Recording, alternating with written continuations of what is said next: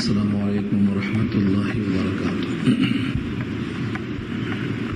الحمد للہ اما بعد فاعوذ باللہ من الشیطان الرجیم. بسم اللہ الرحمن الرحیم. ولقد آتینا لقمان الحکمۃ ان اشکر للہ ومن یشکر فانما یشکر لنفسه ومن کفر فان اللہ غنی حمید. وإذ قال لقمان لابنه وهو يعظه يا بني لا تشرك بالله إن الشرك لظلم عظيم إلى آخر الآية. صدق الله العلي العظيم وصدق رسوله النبي الكريم ونحن على ذلك من الشاهدين والشاكرين. اللهم ألهمنا رشدنا وأعذنا من شرور أنفسنا. اللهم وفقنا لما تحب وترضى من القول والفعل والنية. رب اشرح لي صدري ويسر لي أمري واحلل عقدة من لساني يفقهوا قولي. آمين يا رب العالمين. محترم حضرات، معزز سامعین، ملی بھائیو، بزرگوں اور دوستوں، آج کی گفتگو کا عنوان ہے سورہ لقمان 21واں پارہ. سورت کا دوسرا رکوع یہاں سے شروع ہو رہا ہے اور پارے کا 11واں رکوع ہے. آیت نمبر 12 سے لے کر 19 تک یہ رکوع مشتمل ہے.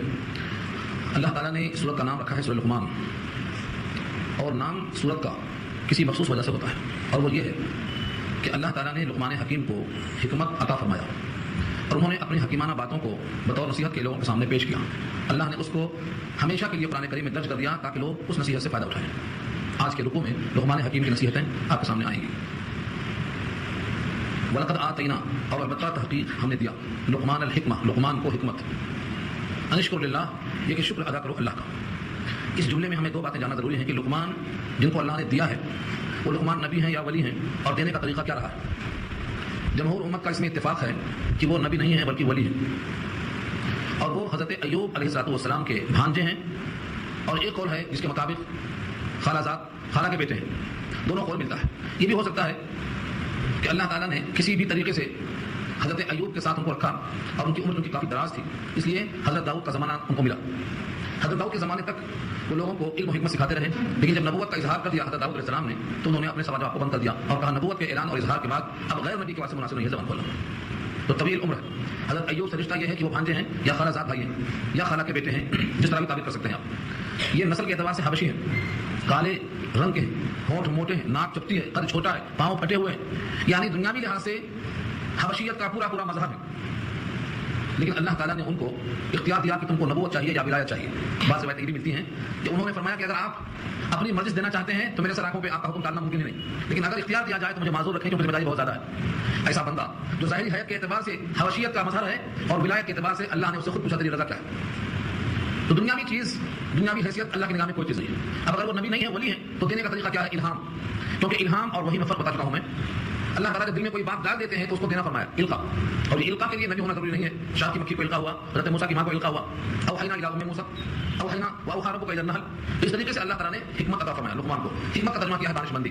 حکمت کے بارے میں شارحین کی رائے یہ ہے ایسی بات جس سے لوگ اثر قبول کریں اور جس سے ان کی دنیا و آخرت سمجھ جائیں اور جس سے لوگوں کی اصلاح مقصود ہو، ان کو دانش مندی اور حکمت کی بات کہا جاتا ہے. لیکن حضرت خان نے لکھا ہے رحمۃ اللہ علیہ، فرماتے ہیں کہ حکمت نام ہے علم اور عمل کا مجموعہ. یعنی جتنا علم ہو اس پر عمل کیا جائے یہ سب سے بڑی حکمت ہے. یہ کون سا طریقہ ہے کہ آدمی کے پاس علم ہو لیکن اس پر وہ عمل نہ کرتا. اگر عمل نہیں کرتا ہے علم کے مطابق تو وہ حکمت سے خالی. تو یہاں دو باتیں معلوم ہوئیں کہ ایک تو ان کا زمانہ حضرت داؤد تک ہے، حضرت ایوب کا زمانہ ہے، طویل عمر. اللہ تعالیٰ نے ان کو کئی مقامات سے نوازا ہے. یہ بچپن میں بکریاں چراتے تھے، چنانچہ جب ان کا مقام بڑھ گیا لوگوں نے ان کی طرف رجوع کر لیا تو پرانے ساتھیوں میں سے کوئی آ کے پہنچا اور کہا کیا تم وہی نہیں ہو کہ تم بکریاں چرایا کرتے تھے میری؟ انہوں نے کہا ہاں میں وہی ہوں جو بکریاں چرایا کرتا تھا. انہوں نے کہا کہ تم کو یہ مرتبہ کیسے ملا، یہ مقام تمہیں کیسے مل گیا کہ مر گئے خلائق لوگ تمہارے پاس آ رہے ہیں اور تم ان کے دل کی پیاس بجھا رہے ہو. انہوں نے کہا کہ دو چیزیں میرے سامنے ہمیشہ رہی ہیں، تم بھی اختیار کر لو. اس میں سب سے پہلی چیز یہ تھی سچ بولنا، سچ بولنا. اور دوسری بات یہ تھی فضول چیزوں سے اجتناب کرنا. یعنی فضول سے مراد جس میں دین دنیا کوئی فائدہ نہ ہو، نہ اپنے لیے نہ غیر کے لیے، نہ دین کا نہ دنیا کا. ایسی چیزوں کو فضول کہا، اس میں نہ لگنا، جس کو ہم اردو میں کہتے ہیں ترک لا یعنی، جس کا کوئی مقصد نہ ہو، نہ دنیا کا نہ دین کا نہ اپنے کا نہ غیر کا. ایسے میں اوقات ضائع کرنا. تو دو باتیں بتائی انہوں نے. ایک اہم بات یہ کہ ہمیشہ سچ بولنا. یہاں تک کہ بھری محفل میں سوال ہو رہا ہے کہ تم وہی چروائے ہو تو فرماتے ہاں میں وہی چرواہا ہوں. آدمی ایسے موقع پر چکما کھاتا. سچ بولنا، فضول باتوں سے بچنا. دوسری روایت میں لکھا ہے کہ انہوں نے کچھ اور بات بتائی، کہا میرے اندر یہ چیزیں ہیں اگر تم ان میں سے ان چیزوں کو اخذ کر لو تمہارا بھی مقام بن سکتا ہے. اس میں انہوں نے کئی چیزیں گنوائی. نمبر 1 نگاہ کو پست رکھنا، شرمگاہ کی حفاظت کرنا، سچ بولنا، فضول باتوں سے بچنا، اور جو بھی علم ہے اس پر عمل کرنا. اس طریقے سے بندہ اللہ تعالیٰ کے قریب پہنچ جاتا ہے. تو ایک تو مقام یہ ہے ولایت کا، دوسرے اللہ کی طرف سے حکمت کے عطا کا. انہوں نے ان تمام باتوں کو پیش کیا. آگے فرمایا انشکر للہ. انشکر سے پہلے شاہ لکھتے ہیں کہ یا تو کلنا پوشیدہ مانا جائے کہ ہم نے لقمان کو حکمت دانشمندی کی بات دیا اور ہم نے ان سے کہا شکر کرو اللہ کا. انشکر للہ ان کے معنی یہ کہ اور اشکر امر ہے شکر کرو. شکر کے معنی کیا ہے؟ نعمت کو منعم کی مرضی میں استعمال کرو. نعمت دینے والے کا نعمت کے ساتھ تذکرہ کرو. نعمت کو نعمت دینے والے کی معصیت میں خرچ مت کرو. یہ 3 چیزوں کا مجموعہ شکر. شکر کرو اللہ کا شکر ادا کرو. اور دوسرا قول یہ ہے کہ ہم نے لقمان کو حکمت دیا اور وہ حکمت یہ تھی کہ شکر کرو اللہ کا. بھیا حکمت میں سب سے بڑی چیز یہ ہے کہ بندہ اللہ کا شاکر بن جائے. اور جب بندہ اللہ کا شاکر بن جائے تو اس شکر کرنے کا جو موقع ملا, شکر کی توفیق ملی, اس پر بھی شکر کرے کہ مجھ کو اللہ نے شکر کرنے کا موقع عطا فرمایا, توفیق بخشا. تو اس کا فائدہ یہ ہوگا کہ مزید نعمتیں بڑھتی جائیں گی. اللہ کا وعدہ ہے لئن شکرتم لازیدنکم. تم اگر شکر کرو گے تو میں نعمتوں میں اضافہ کروں گا. تو اس کا فائدہ یہ ہوگا کہ شکر کرنے سے نعمتیں بڑھتی جائیں گی. تو پہلی حکمت لقمان کو جو دیا اللہ نے وہ یہ ہے کہ تم شکر ادا کرو اللہ کا. اور آگے فرمایا ومن یشکر فانما یشکر لنفسہ. یہ بے نیازی ہے اللہ کی, غنا ہے اللہ کا. ایسا مت سمجھو کہ شکر کی حاجت ہے اللہ کو, تم شکر نہیں کریں گے تو وہاں کچھ کمی آ جائے گی. تمہارا شکر کرنا در حقیقت تمہارے نفع کے لیے ہے. تمہارے شکر کرنے سے اللہ کی شان میں اضافہ ہونے والا نہیں ہے. اس لیے آگے فرمایا ومن یشکر, اور جو شکر کرے گا فانما یشکر لنفسہ, تو اس کے سوا کچھ نہیں, جو شکر کرے گا اپنے ذات کے لیے. اپنے ذات کے لیے شکر کیسا ہوگا؟ اگر نعمتوں کا شکر کیا تو نعمتوں میں اضافہ ہوگا, اور اگر اللہ کی تمام چیزوں میں یعنی علم میں شکر ادا کرے گا تو عمل کرے گا, اجر پائے گا آخرت میں. تو دنیا اور آخرت دونوں میں فائدہ کس کو پہنچے گا؟ شاکر کو پہنچے گا, ناشکر کو نہیں پہنچے گا. رہا تمہارے شکر سے اللہ کی شان میں اضافے کا تو فرمایا ومن کفر فإن اللہ غنی حمید. اور جس نے بجائے شکر کرنے کے ناشکری کیا تو اللہ غنی ہے, اللہ حمید ہے. اللہ کی دو صفت پیش کیا اللہ نے. 99 ناموں میں سے کیا چنا؟ غنی. غنی مانے بے نیاز, کسی کی حاجت نہیں, کسی کی اسے کوئی حاجت نہیں. دنیا میں سارے انسان کتنے بھی مقام پر پہنچ جائیں لیکن ایک دوسرے کے محتاج ہیں. یا ایھا الناس انتم الفقراء الی اللہ, تم سب اللہ کی طرف محتاج ہو. اور امتیاز آپس میں لگا ہوا ہے, لوگوں کا کام ایک دوسرے سے متعلق جوڑا ہے اللہ نے, لیکن اللہ کی شان یہ ہے کہ وہ بے نیاز ہے. نمبر 2 حمید. حمید کے معنی خوبیوں والا, تعریفوں والا. اگر وہ اپنی ذات میں حمید ہے تو تمہاری تعریف کی ضرورت نہیں. اور اگر کوئی یہ سمجھتا ہے کہ اگر ہم تعریف نہیں کریں گے تو اس کی حمد کیسے ہوگی, اس کی تعریف کیسے ہوگی, فرمایا کہ یہ باطل ہے. اگر ہماری تعریف کرنے سے اس کی حمد ہو ورنہ نہ ہو تو استعمال بالغیر لازم آئے گا, یعنی وہ کامل ہوگا دوسروں کے ذریعے. حالانکہ اللہ اپنے تمام صفات میں پہلے سے کامل ہے, اپنے حمد میں کامل, اپنے غنا میں کامل, اپنے قدرت میں کامل, اپنے صفت قہاریت میں کامل. اس کی کوئی صفت ایسی نہیں ہے کہ بندہ اس میں کچھ کرے گا تو کامل ہوگا ورنہ ناقص, ایسا سوچنا ہی غلط. اس نے فرمایا استعمال بالغیر لازم آئے گا. ہم تعریف کریں گے تو شان بڑھے گی ورنہ کم ہو جائے گی, ایسا نہیں. اس لیے صاف فرمایا جو شکر کرے گا اپنے ذات کے لیے کرے گا, اور جو ناشکری کرے گا تو اللہ تو غنی ہے, تعریفوں والے بندے کا ہی گھاٹا ہوگا, نعمتوں سے محروم, اجر سے محروم. وَإِذْ قَالَ لُقْمَانُ لِابْنِهِ, اور جب کہا لقمان علیہ السلام نے اپنے بیٹے سے. اپنے بیٹے سے کیا کہا؟ یہاں بیٹے سے مراد صلبی بیٹا, لیکن اس کا نام, اس کا تذکرہ نہیں کیا شارحین نے کہ اس کے بیٹے کا نام کیا تھا, کون تھا, کیسا تھا. اور حقیقت تو یہ ہے کہ ہر مذہبی پیشوا روحانی باپ ہوتا ہے. امکان یہ بھی ہے جس طرح سے حضرت لوط علیہ السلام نے قوم سے کہا تھا کہ میری بیٹیاں ہیں, یہ تمہارے واسطے پاکیزہ ہیں, تم ان سے نکاح کر لو. تو کون سی بیٹیاں ہیں؟ امت کی بیٹیاں, ان کی بیٹیاں ہیں. تو یہ بھی امکان ہے لیبن ہی کی کوئی تشریح نہیں ملی کہ ان سے مراد کون سا بیٹا ہے. اپنے بیٹے سے انہوں نے کہا, کیا کہا؟ وہو یعظہ, اس حالت میں کہ وہ واعظ کر رہے تھے. وہو یعظہ, وعظ یعظ کے معنی نصیحت کرنا. بیٹے سے آدمی کئی انداز پہ کہتا ہے, کبھی مذاق میں کہتا ہے, کبھی اس کی دلجمعی کے واسطے کہتا ہے, کبھی شفقت میں کہتا ہے. یہاں فرمایا کہ وہ کہنے کی کیفیت اور حالت کیا تھی؟ وہو یعظہ, کہ اس کو وعظ اور نصیحت کر رہے تھے. کیا فرمایا؟ یا بنیا, اے میرے پیارے بیٹے. یا بنیا صیغہ تصغیر ہے. یا بنیا کے معنی صرف بیٹے نہیں آئے گا, اے میرے پیارے بیٹے. لا تشرک باللہ, اللہ کے ساتھ شرک مت کرنا, یعنی کسی کو, کسی ذات کو اللہ کی ذات کے ساتھ اور کسی کے صفات کو اللہ کی صفات کے ساتھ شریک مت کرنا. یا بنیا, اے میرے پیارے بیٹے. لا تشرک باللہ, کسی کو اللہ کے ساتھ شریک نہ کرنا. اللہ کے ساتھ شریک کرنے میں کیا مطلب ہے؟ کوئی کہتا ہے کہ فلاں اللہ کے برابر ہے, کوئی کہتا ہے کہ اللہ کی صفات کسی بندے میں ہے یا کسی بندے کی صفات اللہ میں ہے, کوئی زبان سے کہتا نہیں. لیکن جب اس کے اعمال و افکار و خیالات پر نگاہ ڈالتے ہیں تو معلوم ہوتا ہے کہ یہ عملاً اور فکراً اللہ کی صفات کو بندوں میں تلاش کر رہے ہیں اور بندوں کی بلندیوں کو پہنچا کر صفات خدا بندی میں لا دے رہے ہیں. جیسے یہ پیشانی زمین پر ٹکتی ہے, یہ اللہ کا حق ہے. اللہ نے فرمایا ہے کہ تمہاری ساری زمین کے اندر کی سب چیزیں تمہارے واسطے, لیکن تمہارا وجود میری ذات کے لیے. اور اس کی طرف سے تذلل اور عاجزی, انکساری, جب اس میں بندہ کسی کو شریک کرتا ہے, چاہے وہ عبادت کے طور پر ہو یا تعظیم کے طور پر ہو, یہ شرکت اللہ کو پسند نہیں ہے. سجدہ تعبدی اور سجدہ تعظیمی کی بحث مکمل سورہ حامیم السجدہ میں آ چکی ہے. اللہ کے ساتھ کسی کو شریک مت کرو ذات اور صفات میں. اور فرمایا کہ سب سے بڑا ظلم شرک ہے. ان الشرک لظلم عظیم, بے شک شرک البتہ بہت بڑا ظلم ہے. ظلم ظلمات ہے. ظلم کے معنی آتے ہیں وضع الشیء فی غیر محلہ, کسی چیز کو غیر جگہ میں رکھ دینا, یہ ظلم ہے. جو چیز جہاں رکھنا چاہیے وہاں نہ رکھ کر کسی اور مقام پہ رکھ دینا, یہ ظلم ہے. اب عبادت کی جگہ یہ ہے کہ بندہ اپنے پیشانی کو اللہ کے پاس جھکائے. اگر یہ پیشانی بجائے اللہ کے پاس جھکانے کے کہیں اور جھکاتا ہے تو یہ پیشانی اس نے غیر جگہ رکھ دیا, یہ ظلم ہو گیا. یہ وضع الشیء فی غیر محلہ. ایسے ہی ماں کا مقام ہے, بیوی کا مقام الگ ہے, ماں کا الگ ہے. اگر کوئی اپنے بیوی کا مقام بڑھا کر ماں کے مقام پہ رکھ دیا, اس کا نام زہار ہے, حرام ہے وہ بھی. فرمایا ماں کہنے سے ماں تو نہیں ہو گئی, لیکن تمہاری بات بڑی ناقابل قبول, غیر معقول بات نے کہا دیا. تم نے کہا کہ میری بیوی میری ماں کی طرح ہے, یہ تم نے جو ماں کی طرح کہہ دیا یہ بہت بھاری بات کر دیا. ماں کی طرح نہیں ہو سکتی ہو, ایسا کہنا غلط. کیوں؟ اس کا مقام اور مرتبہ, اس کے تقاضے الگ ہیں. ماں کا مرتبہ مقام تقاضے الگ ہیں, حالانکہ جس میں دونوں غلط. بس جب دونوں مخلوق ہیں پھر بھی اتنا بڑا فرق ہے تو یہاں تو خالق اور مخلوق کا مسئلہ ہے. تم نے مخلوق کو خالق کا مقام دیا یا وہ شے غیر مان لیے. کوئی مخلوق خالق کا مقام حاصل کر ہی نہیں سکتی, کیونکہ ہر خالق جتنے دنیا میں اپنے آپ کو خالق کہنے والے ہیں یہ حقیقت خالق نہیں ہے بلکہ مرکب ہے, ترکیب دیتے ہیں. خالق کوئی ہے نہیں سوائے اللہ کی. اس لیے فرمایا کہ شرک بہت بڑا ظلم ہے. ظلم کے کئی درجے ہیں, ظلم چھوٹا بھی ہوتا ہے, ظلم بڑا بھی ہوتا ہے. امام بخاری نے ایک چیپٹر میں ایک باب قائم کیا ہے کتاب الایمان میں, باب ظلم دون ظلم. ایک ظلم دوسرے ظلم سے کم ہوتا ہے. کتاب الایمان کی بات چلی جائے گی لیکن میں سمجھانے کی بات کرتا ہوں کہ ایک ظلم چھوٹا ہوتا ہے, ایک ظلم بڑا ہوتا ہے. امام بخاری کیوں لائی ہے یہ کہنے کے لیے کہ ظلم کبھی کم ہوتا کبھی چھوٹا ہوتا, اور اس کی صرف ایمان ہے وہ بھی کبھی کم ہوتی کبھی زیادہ ہوتی. تو ایمان کی کمی ذاتی کی بات ہے. جب صحابہ پر آیت نازل ہوئی الذین آمنوا ولم یلبسوا ایمانهم بظلم, جنہوں نے ایمان قبول کر لیا, یقین کر لیا اور اپنے ایمان کو ظلم کے ساتھ نہیں ملایا تو کامیاب ہو جائیں گے. صحابہ نے پوچھا ایمان لم یظلم, ہمیں کون ہے جس نے ظلم نہیں کیا؟ صحابہ نے یہ سمجھا کہ ظلم کا کم سے کم درجہ کسی کو ڈاپڑ دیا ہوگا, کسی کو گالی دیا ہوگا, کسی کو غصہ ہوگا. ظلم چھوٹا سے چھوٹا بھی ہو سکتا ہے. اور ایمان والے کے لیے شرط کیا رکھا الذین آمنوا ولم یلبسوا ایمانهم بظلم, ایمان کے ساتھ ظلم کو نہیں ملایا تو کامیاب. صحابہ نے کہا ہم سب کے سب ہیں جس نے ظلم کیا ہے. نبی صلی اللہ علیہ وسلم فرماتے ہیں کہ یہاں وہ ظلم مراد نہیں ہے جو تم سمجھ رہے ہو, بلکہ یہاں ظلم سے مراد بڑا ظلم ہے جس کا نام شرک ہے. جو ایمان لائے اور اپنے ایمان کے ساتھ ظلم کو نہ ملائے یعنی شرک کو نہ ملائے وہ کامیاب. تو دیکھو ایک ظلم ہے تھپڑ مارنا, گالی دینا, اور ایک ظلم ہے اللہ کے ساتھ غیر اللہ کو شریک کر دینا, دونوں ظلم. تو جس نے ظلم کیا یہ بہت بڑا ظلم ہے, یہ بہت بڑا قیامت میں تاریکیوں کا مسئلہ ہوا. حدیث میں آتا ہے جتنے ظلم ہیں سب ظلمت ہیں, الظلم ظلمات یوم القیامہ, جتنے ظلم ہیں قیامت میں سب تاریکیاں ہوں گے. اور جو شرک ہے سب سے بڑا ظلم ہے تو سب سے بڑی تاریکی ہوگی, یعنی اس کی مغفرت نہیں ہوگی. آگے اللہ فرماتے ہیں یہ اللہ کا حق ہے کہ اللہ کے ساتھ ذات اور صفات میں کسی کو شریک نہ کیا جائے. اب اس کے بعد دوسرا حق بتایا اللہ نے ووصینا الانسان, اور وصیت کیا ہم نے انسان کو. وصیت کے معنی تاکیدی حکم. مرنے والا کوئی بات کہتا ہے تو اس کو وصیت کہا جاتا ہے کیونکہ مرنے والے کی بات تاکیدی ہوتی ہے, اہم ہوتی ہے, ورنہ اصل دیکھا جائے تو ہر اہم بات کو وصیت کہا جاتا ہے. وصیت کیا ہم نے انسان کو بوالدیہ, یہ والدین ہے اصل میں نون کی اضافت کی وجہ سے, بوالدیہ اپنے والدین کے بارے میں. اب وصیت کیا کیا وہ ایک ٹکڑا نیچے آئے گا, درمیان میں وصیت کی وجہ بتایا اللہ نے کہ ہم نے والدین کے ساتھ حسن سلوک کی وصیت کیوں کیا, کوئی وجہ ہوگی. فرمایا وہ یہ ہے حملت امہ, اٹھایا اس کی ماں نے, وہن علی وہن, وہن کے معنی کمزوری. حالت حمل میں حاملہ کو جو کمزوری ہوتی ہے اس کا نام ہے وہن, ضعف, ضعف پر ضعف, کمزوری پر کمزوری. دن بدن یومن فیومن, جیسے جیسے بچہ بڑھتا ہے پیٹ میں کمزوری بڑھتی ہی جاتی, خون کی کمی آ جاتی, جسم کی توانائی میں کمی آ جاتی, آدمی کے اندر انہدام محسوس ہوتا ہے. فرمایا وہن علی وہن, ضعف پر ضعف, کمزوری پر کمزوری. وفصالہ فی عامین, اور اس کا دودھ چھڑانا 2 برس میں. وفصالہ, فصال کے معنی دودھ چھڑانا, فی عامین 2 برس میں. یہ ٹکڑا درمیان میں آیا ہے ماں کی محنت کا تذکرہ کرتے ہوئے. دودھ کی رضاعت, دودھ کی مدت, یہاں پر اس سے کوئی بحث نہیں ہے, یہ پوری بحث سورہ احقاف پارہ 26 آیت نمبر 15 میں تفصیل کے ساتھ آئی کہ دودھ کی مدت ہے کتنا. فرمایا انشکر لی, یہ ہے اصل جو ہم نے وصیت کیا انسان کو ماں باپ کے بارے میں. انشکر لی ولوالدیک, کہ شکر کرو میرا اور اپنے ماں باپ کا.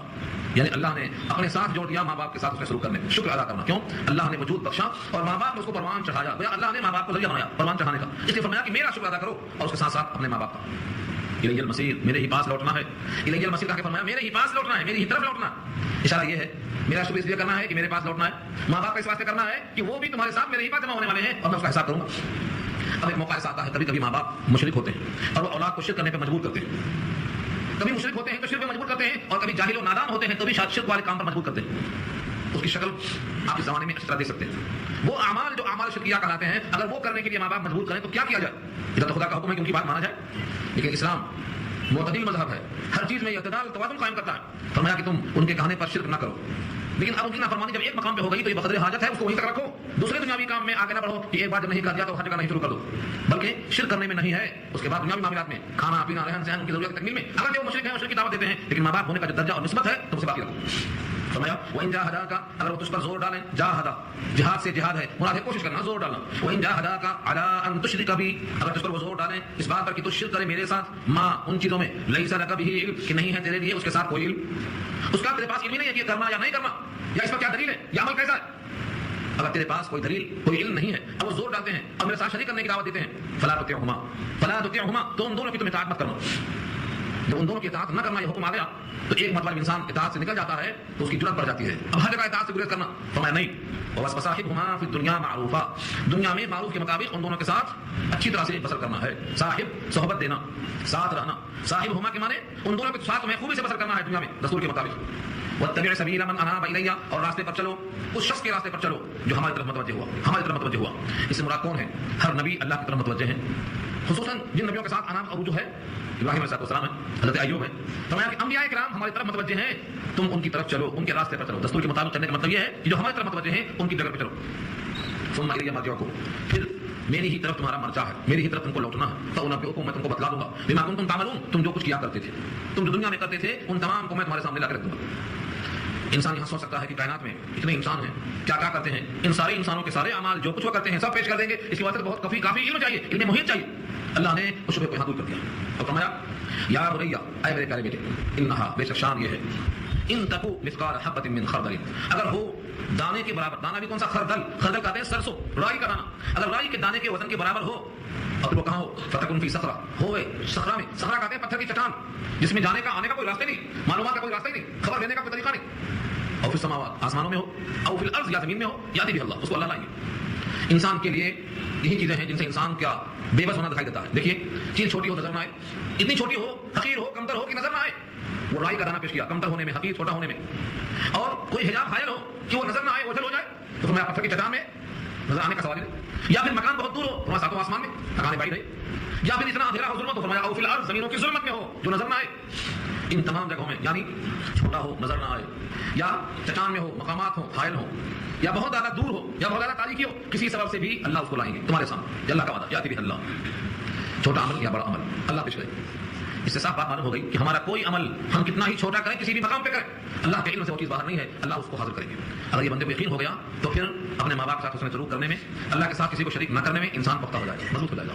اور اس سلسلے میں سب سے بہترین مثال حضرت ابراہیم علیہ السلام کی ہے، انہوں نے شرک کبھی نہیں کیا اور ماں باپ کی بات شرک کی حد تک نہیں مانا، بلکہ ان کی اطاعت کرتے رہے۔ ان اللہ لطیف خبیر، بے شک اللہ لطیف، لطیف کے معنی باریک بین، اللہ تعالیٰ باریک بین ہے، لطیف۔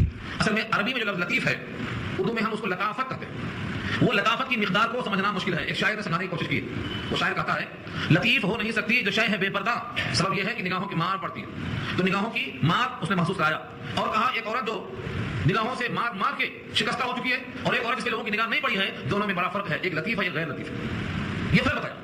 تو لطیف کے معنی آتے ہیں وہ ذات جس کی لطافت کا یہ عالم ہے کہ کوئی شے اس سے دور ہو ہی نہیں سکتی، کہ اس کے ادراک میں نہ آئے، ہر شے اس کے ادراک میں ہے، آپ کی ریاکاری ہو یا آپ کا اخلاص ہو، آپ کی وفا ہو یا غداری ہو، آپ اللہ کے ہیں یا اللہ کے باغی ہیں، آپ کے دل کے احساسات کیا ہیں، اللہ تعالیٰ سے کوئی چیز پوشیدہ نہیں ہے کیونکہ وہ لطیف اور ساتھ میں خبیر ہے۔ خبیر کے معنی باخبر، ہر چیز سے باخبر، آسمانوں میں، زمین میں، تاریکیوں میں، ہر چیز کی اللہ کے پاس خبر ہے۔ اس واسطے فرمایا کہ تمہارا کوئی عمل ضائع نہیں ہوگا، لہٰذا تمہیں کیا کرنا چاہیے، عقائد درست ہونے کے بعد، ماں باپ سے حسن سلوک کے بعد، اللہ کے علم اور قدرت کو جاننے کے بعد تمہیں یہ کام کرنا چاہیے۔ فرمایا یہ چار چیزیں غور سے دیکھو، یا بنیا اقیم الصلاۃ، اے میرے پیارے بیٹے نماز قائم کرو، نماز قائم کر۔ اس پر بارہ گفتگو آ چکی ہے کہ نماز پڑھنا کافی نہیں ہے، نماز قائم کرنا ہے، یعنی پورے اہتمام کے ساتھ ادا کرنا ہے۔ وہ امر بالمعروف، اور حکم کر اچھائیوں کا۔ لوگ کہتے ہیں کہ حکم کرنا ہمارا کام نہیں ہے، ہم کون؟ اگر کوئی منع کرتا ہے تو تم کون؟ یہ دونوں سوال غلط ہے۔ مومن مومن کا آئینہ ہے، اور آئینے کا کام یہ ہے کہ اگر چہرے میں کوئی دھبا آ گیا تو آئینہ بولتا ہے کہ اس کو صحیح کر لو، مگر کچوکے نہیں لگاتا، صرف متنبع کرتا۔ تو مومن کا کام، جب وہ مومن کا آئینہ ہے تو غلطی بتا دینا، مگر بھلے انداز پر، آئینے کی طرح چھیڑے بغیر۔ آج لوگ جب بتاتے ہیں تو چڑکا دینا چاہتے، کچوکے دینا چاہتے، اثر نہیں ہوتا۔ مومن کا کسی کی تنبیہ کرے تو آئینے کی طرح صرف بتا دے، اس کے دل میں زخم پہنچانے کی کوشش نہ کرے۔ تو فرمایا وہ امر بالمعروف، اچھے کاموں کا حکم کر، ونہا عن المنکر، اور منع کر برائیوں سے۔ منکر معنی جس پر نکیر کی گئی، سب سے زیادہ نکیر کس پر کی گئی ہے؟ شرک پر۔ تو لہٰذا شرک کا سامنا اگر آ جائے تو تم کو منع کرنا ہے۔ آج لوگ کہتے ہیں رشتوں کا مسئلہ ہے، رشتے دار ہیں، ہمارے رشتوں میں دراڑ پیدا ہو جائے گی۔ اللہ کے بندوں، سب سے بڑا رشتہ خالق اور مخلوق کا ہے، عابد اور معبود کا ہے، رازق اور مرزوق کا ہے، جس کے ہاتھ میں جنت ہے اور جس کے ہاتھ میں ساری خدائی ہے۔ اس اللہ سے رشتہ بگڑتا ہوا نظر نہیں آتا۔ اپنے ان رشتوں کی پرواہ کرتے ہیں جن کی کوئی پرواہ نہیں کی اللہ نے۔ بتا چکا ہوں میں غزوہ بدر میں ایک طرف بیٹا ایک طرف باپ ہے، تلوار لیے ہوئے، اسی بڑا رشتہ کون سا ہو سکتا ہے؟ یہ معلوم ہو گیا سب سے بڑا رشتہ بندے کا اللہ سے ہونا چاہیے، اور جب کوئی بندہ شرک کرے تو اس کو ٹوکنا چاہیے بحیثیت بندہ ہونے کے، اس کی پرواہ کیے بغیر کہ رشتہ میرا بگڑ جائے گا، یہ اصل ایمان۔ ہاں ٹوکنا بولنا طریقہ وہی ہو آئینے کی طرح، بچوں کے نہیں، چور کے نہیں دینا، آئینہ کیا کرتا ہے؟ دکھا دیتا ہے یہاں خرابی ہے بس۔ المومن للمومن کالمرآۃ، مومن مومن کے لیے آئینہ ہے۔ تو یہ کام تو تھا تنہائی کا، کیونکہ سب سے زیادہ صحیح فکر ہے، ایمان بن گیا۔ عبادات میں اہم نماز ہے، اور ان کے بعد اپنے عمل سے ہٹ کر معاشرے کی اصلاح کے واسطے امر بالمعروف اور نہی عن المنکر، یہ دونوں کام کرنا ہے۔ اور یہ کام کوئی آسان نہیں ہے کہ ہم کسی کو اچھائی کا حکم دیں، برائی سے روکیں تو ہم کو پھول برسائیں گے، نہیں، ہم پر بھی اعتراضات کیے جائیں گے، ستیاں کی جائیں گی، تکلیفیں دی جائیں گی، ہم جیسا کیسا ہوا۔ اس لیے آگے فرمایا واصبر علی ما اصابک، اس دونوں کام میں جو تکلیف پہنچے اس پر صبر کرنا، جھیلنا اس کو، واصبر صبر کر لینا، جمے رہنا، علی ما اصابک، ان تکلیفوں پر جو اس کو پہنچے۔ ان ذلک من عزم الامور، بے شک یہ باہمت کاموں میں سے ہیں۔ عزم، عزم کے معنی کیا آتے ہیں؟ جس پر آدمی کا ارادہ پختہ جم جائے اس کو عزم کہتے ہیں، اور امور جمع ہے امر کی، معاملہ یعنی کام، تو باہمت کاموں میں سے ایک ہوتا ہے رخصت، ایک ہوتا ہے عزیمت۔ سفر میں ہے رخصت یہ ہے روزہ مت رکھو، اور عزیمت یہ ہے کہ میں سفر کے باوجود رکھوں گا، تو عزیمت کے معنی آتے ہیں ہمت والے کام۔ اللہ نے فرمایا یہ ہمت والے کاموں میں سے۔ اب آ گیا اخلاقی پہلو، آپس میں کیسے رہنا، فرمایا ولا تصاعد